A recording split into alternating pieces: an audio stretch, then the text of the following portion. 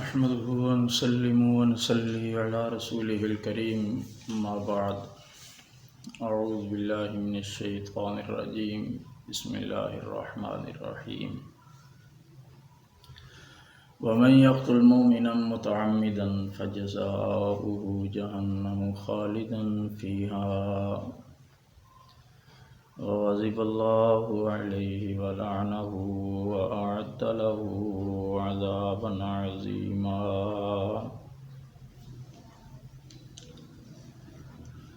صدق اللہ مولانا العظیم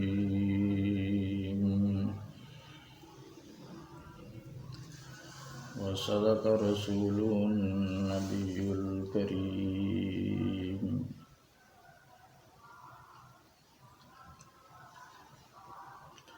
ناظرین گرامی، سامعین محترم،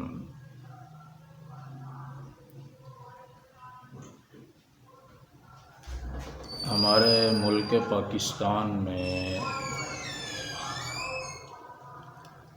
کرائم اور جرائم کا بڑھتا ہوا رجحان رواج پا رہا ہے۔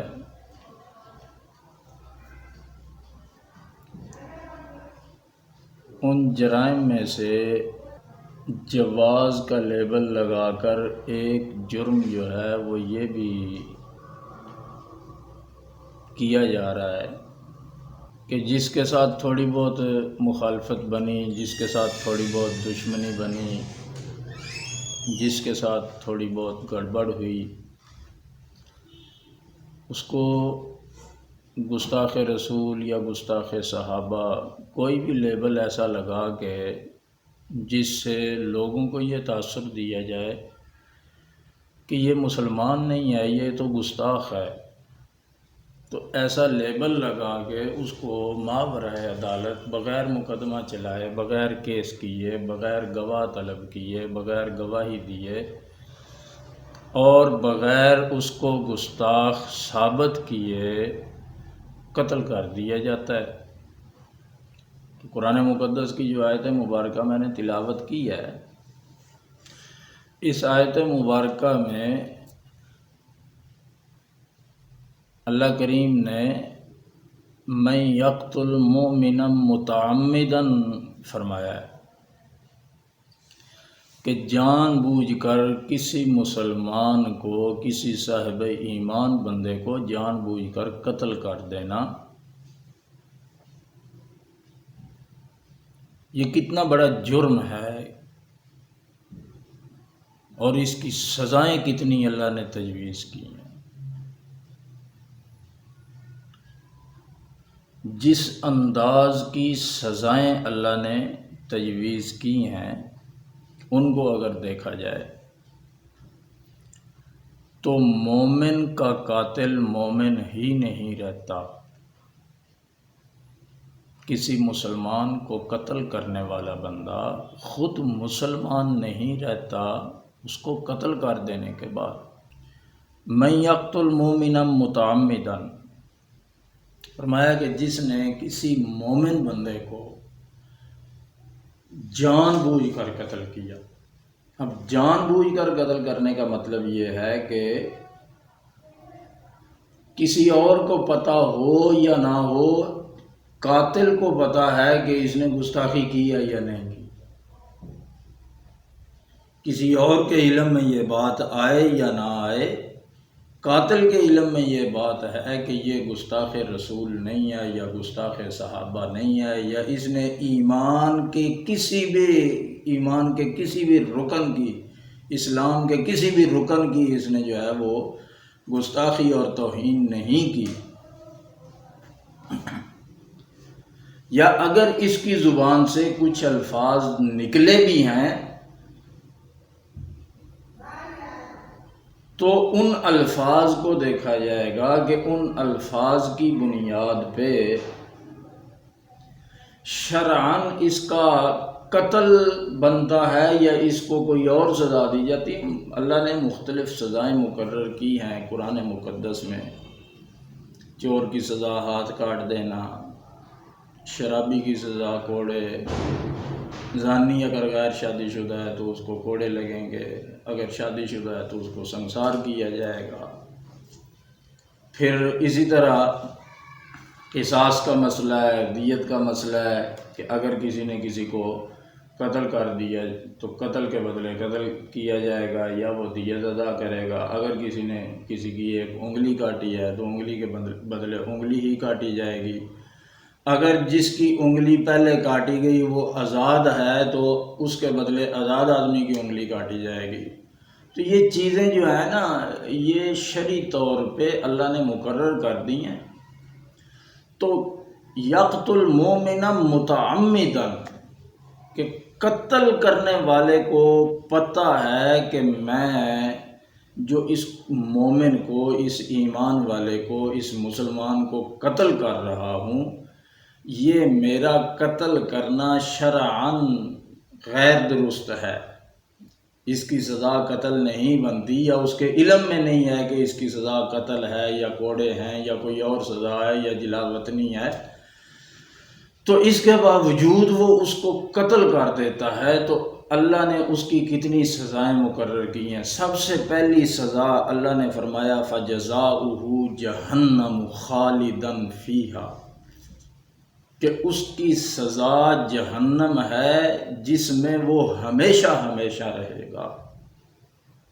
اب ابدی جہنمی شرعی طور پہ دو قسم کے لوگ ہیں، ایک وہ جو شرک کرتے کرتے بغیر توبہ کے مر گیا، وہ ہمیشہ ہمیشہ جہنم میں رہے گا، اور دوسرا ابدی جہنمی وہ آدمی ہے جو کفر کرتے کرتے حالت کفر میں بغیر اسلام قبول کیے، بغیر کلمہ پڑھے، بغیر ایمان لائے، اپنے گناہوں سے توبہ کیے بغیر مر گیا، وہ ہمیشہ ہمیشہ جہنم میں رہے گا۔ اور اب تیسرا آدمی یہ ہے جس نے جان بوجھ کر کسی مسلمان کو قتل کیا، وہ بھی ہمیشہ ہمیشہ کے لیے جہنم میں رہے گا۔ تو اس بات سے پتہ چلتا ہے کہ مسلمان کو جان بوجھ کر قتل کرنے والا مسلمان نہیں رہتا، کیونکہ انجام کے لحاظ سے اللہ نے اس کو کفار اور مشرکین کے ساتھ شامل کر دیا ہے کہ جس طرح کافر اور مشرک بغیر توبہ کے مرے تو وہ ہمیشہ ہمیشہ کے لیے جہنمی ہے، اسی طرح یہ آدمی جس نے کسی مسلمان کو جان بوجھ کر قتل کیا یہ بھی ہمیشہ ہمیشہ کے لیے جہنمی ہے۔ ایک بات۔ دوسری بات یہ ہے کہ اللہ کریم نے ارشاد فرمایا ہے وَغَضِبَ اللَّهُ عَلَيْهِ،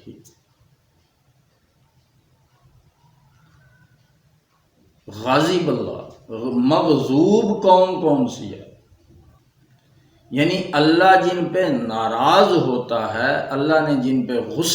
غصہ کیا ہے، اللہ جن پہ غصے ہوا ہے، جس کو مغضوب قوم قرار دیا ہے، وہ قوم بھی اہل ایمان میں سے نہیں ہے، وہ بھی مسلمان قوم نہیں ہے۔ اس سے پتہ چلتا ہے کہ اس آدمی کا اسلام باقی نہیں رہا۔ تیسرے نمبر پہ اللہ نے فرمایا وَلَعَنَهُ، کہ اللہ اس پہ لعنت کرتا ہے۔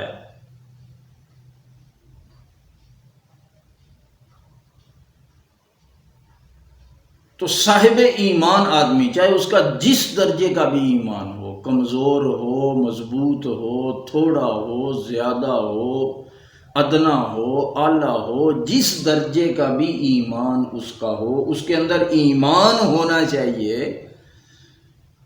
تو وہ آدمی ملعون نہیں ہوتا اللہ کے ہاں، صاحب ایمان آدمی اللہ کے ہاں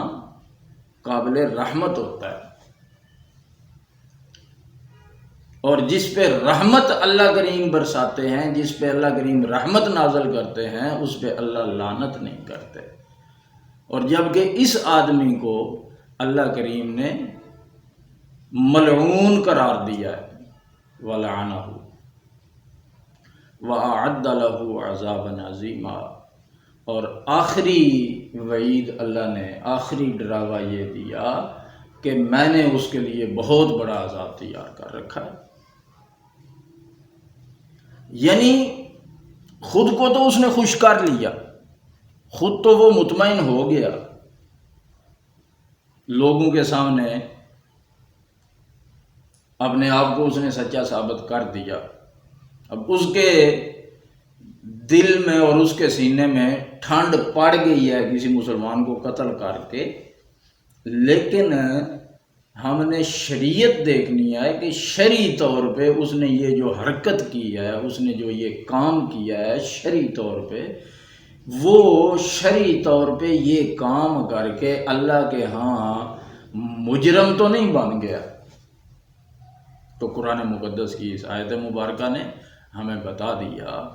کہ اس قسم کی اگر اس طرح کرنے کی اجازت ہوتی شرعی طور پہ تو قضات کی ضرورت ہی نہ پڑتی، قاضی اور جج کی ضرورت ہی نہ ہوتی۔ اگر خود سے ہی فیصلے کرنے ہیں، خود ہی جج بننا ہے، خود ہی وکیل بننا ہے، خود ہی گواہ بننا ہے، خود ہی مدعی بننا ہے، تو پھر یہ ساری چیزوں کی جو ابتدائی اسلام سے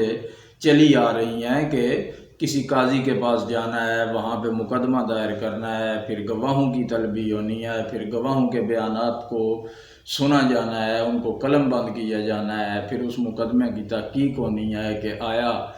یہ جو مدعی ہے اس کا دعویٰ درست ہے یا مدعا علیہ جس پہ اس نے یہ الزام لگایا ہے یا جس کے خلاف یہ دعویٰ دائر کیا ہے وہ درست ہے، کون ان میں سے سچا ہے۔ تحقیق کرنے کے بعد جا کے